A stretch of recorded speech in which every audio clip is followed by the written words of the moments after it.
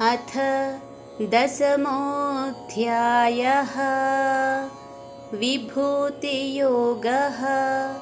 श्रीभगवानुवाच भूय एव महाबाहो शृणु मे परमं वचः यत्तेऽहं प्रीयमाणाय वक्ष्यामि हितकाम्यया।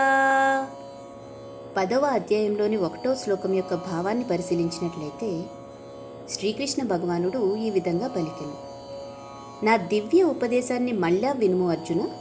నీవు నా ప్రియసకుడువు కాబట్టి నీ హితము కోరి నేను నీకు దాన్ని తెలియపరుస్తాను. నమే విదుః సురగణాః ప్రభవం న మహర్షయః అహమాదిర్హి దేవానాం మహర్షీనాం చ సర్వసః. 2వ శ్లోకం యొక్క భావాన్ని పరిశీలించినట్లయితే దేవతలకు గాని మహర్షులకు గాని నా మూలస్థానము తెలియదు అర్జున. దేవతలకు మరియు మహర్షులకు మూల ఉత్పత్తి స్థానమును నేనే. యో మామజమనాదిం చ వేత్తి లోకమహేశ్వరం అసమ్మూఢః సమర్థ్యేషు సర్వపాపైః ప్రముచ్యతే.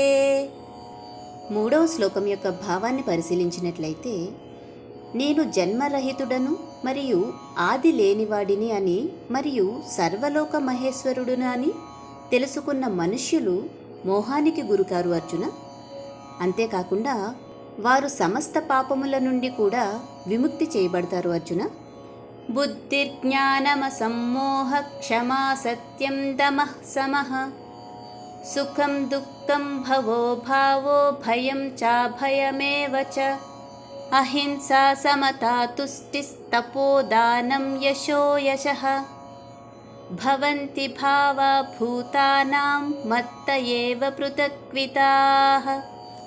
4 మరియు 5వ శ్లోకము యొక్క భావాలను పరిశీలించినట్లయితే బుద్ధి కుశలత, జ్ఞానము, ఆలోచనలో స్పష్టత, క్షమాగుణము, నిజాయితీ, మనస్సు ఇంద్రియ నిగ్రహణ, సుఖదుఖాలు, జనన మరణాలు, భయము ధైర్యము, అహింస, సమత్వ బుద్ధి, తృప్తి, తపస్సు, దానము, కీర్తి అపకీర్తి మొదలైనవన్నీ కూడా మనుషులలో ఉండే వివిధ రకాల గుణాలు అర్జున. దీనిలోని వైవిధ్యములు కూడా నా నుండే జన్మించాయి. మహర్షయః సప్త పూర్వే చత్వారో మనవస్తథా మద్భావా మానసా జాతా యేషాం లోక ఇమాః ప్రజాః. 6వ శ్లోకం యొక్క భావాన్ని పరిశీలించినట్లయితే సప్త ఋషులు, వారి పూర్వం 4 మహాత్ములు మరియు 14 మనువులు, వీరందరూ నా మనస్సు నుండే జన్మించారు అర్జున. వారి నుండే ఈ లోకంలోని సమస్త ప్రజలు అవతరించారు కూడా. ఏతాం విభూతిం యోగం చ మమ యో వేత్తి తత్వతః సో వికల్పేన యోగేన యుజ్యతే నాత్ర సంశయః. 7వ శ్లోకం యొక్క భావాన్ని పరిశీలించినట్లయితే నా మహిమలను మరియు దివ్యశక్తులను యథార్థంగా తెలిసిన వారు నిశ్చలమైన భక్తి యోగము ద్వారా నాలో ఏకమైపోతారు అర్జున. ఈ విషయంలో ఎలాంటి సందేహం కూడా లేదు.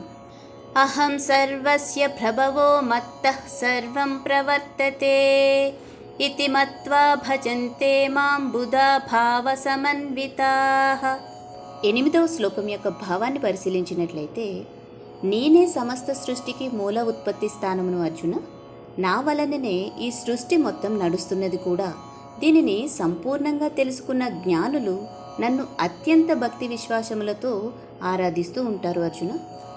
మచ్చిత్తా మద్గత ప్రాణా బోధయంతః పరస్పరం కథయంతశ్చ మాం నిత్యం తుష్యంతి చరమంతి చ.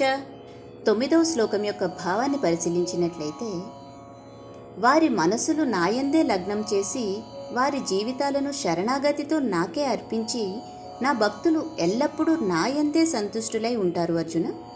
ఒకరినొకరు నా గురించి తెలుపుకుంటూ మరియు నా వైభవాలను గురించి చర్చించుకుంటూ అత్యంత తృప్తిని, పరమానందంని కూడా అనుభవిస్తూ ఉంటారు అర్జున. తేషాం సతతయుక్తానాం భజతాం ప్రీతిపూర్వకం దదామి బుద్ధియోగం తం ఏన మాముపయాంతి తే. 10వ శ్లోకం యొక్క భావాన్ని పరిశీలించినట్లయితే మనస్సు సదా ప్రేమపూర్వక భక్తితో నాతో ఏకమై ఉన్నవారికి నేను దివ్యజ్ఞానమును ప్రసాదిస్తాను అర్జున. దానితో వారు నన్ను పొందవచ్చు కూడా. జై శ్రీకృష్ణ.